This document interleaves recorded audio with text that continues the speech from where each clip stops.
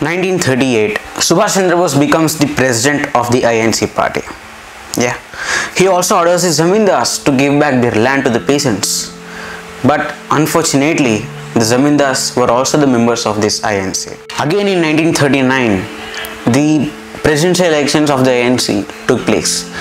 Even at that time, Gandhiji, he did not want Subhash Chandra Bose to become the president of the INC party. So Gandhiji appointed Pattabhi Sitaramaiah as a nominee against Subhash Chandra Bose in the 1939 elections, presidential elections.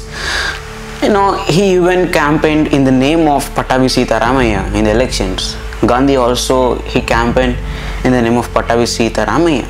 Unfortunately, Pattabhi Sitaramaiah, he loses to the Subhash Chandra Bose in the 1939 general elections. So Gandhiji started, he felt like his name, his popularity started declining. In 1939, Subhash Chandra Bose, after becoming the president of INC party, he ordered Gandhiji to start this satyagraha again.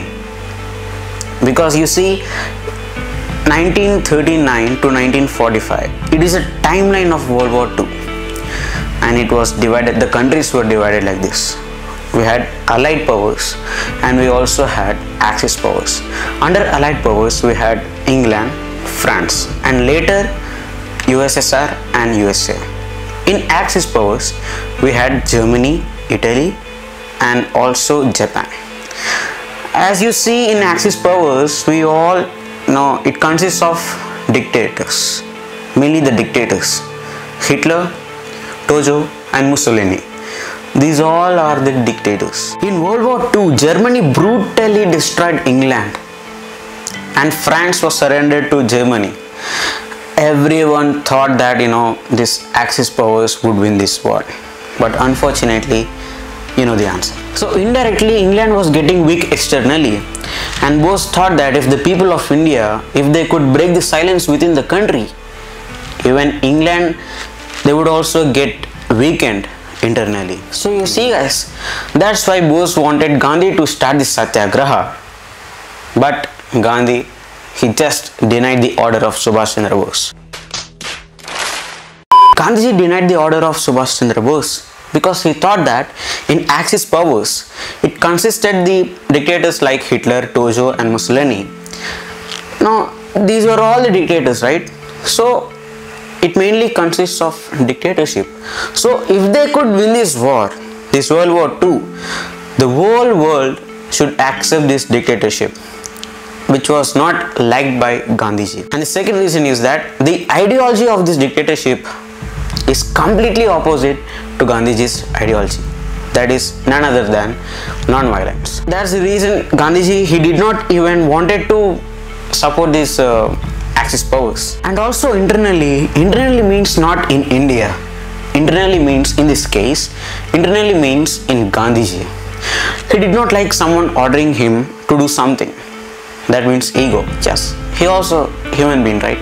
So he had this ego, and this ego cannot be seen in Gandhiji normally. Therefore, Subhash Chandra Bose also resigned from this Congress party and he came out of India. After coming out of India, Bose directly went to Russia in order to seek help from Stalin in order to defeat the British in India. Unfortunately, the USSR, that means the Russia, it joined in the Allied powers during the World War II in 1941. So after the failure of joining hands with Stalin, Bose directly went to Germany in order to seek help from Adolf Hitler.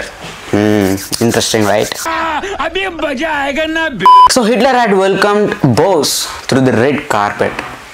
Hitler had grandly welcomed Subhash Chandra Bose in Germany because he thought that the people of India and also the people of Germany, they were from the same race, that is the Aryans. Hitler had very much respect for India.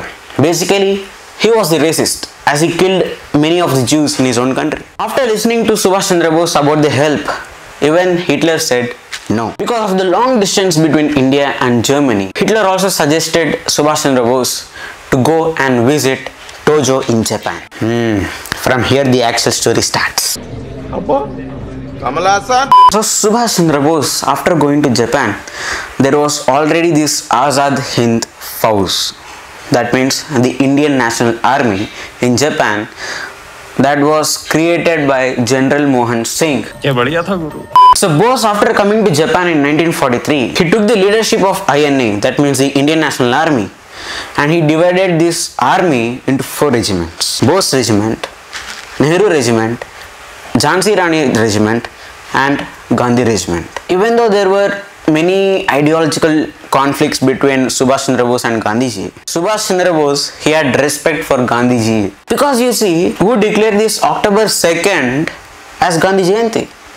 It was none other than Subhash Chandra Bose. Later, Bose had sent these regiments through the help of Japanese army to India, to some parts of India, in order to destroy the British. Khatam, bye bye, tata, goodbye, gaya. So you see, this Indian National Army, it destroyed the cellular jail in Andaman and Nicobar Islands and also brought out some Indian freedom fighters from the jail. Later, the plan of INA was to reach Kohima, that means the capital of Nagaland, to reach Kohima and then to Assam and finally to Delhi. But this plan was totally destroyed by the British because INA was caught in Kohima itself. You see, this all happened during the World War II only. You understand, right?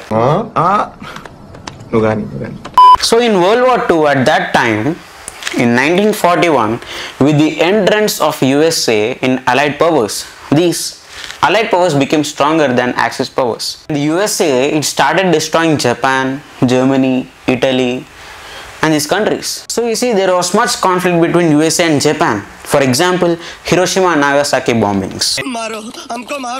So there was absence of Japanese army when INA was caught in Kohima. So later, many of the Indians joined this INA, the Indian National Army, in order to kick this British out of India.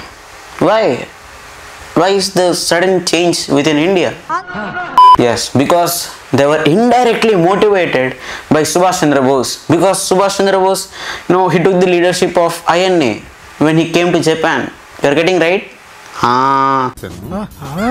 But here, the one thing which we should understand is that the power of Subhash Chandra Bose. So you see, that's how Subhash Chandra Bose contributed to his nation. We did gain independence because of each and every Indian freedom fighter.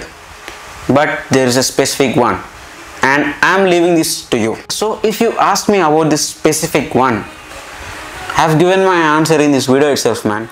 One last thing, Subhash Chandra Bose, he is an extraordinary man. That's it. Jai Hind.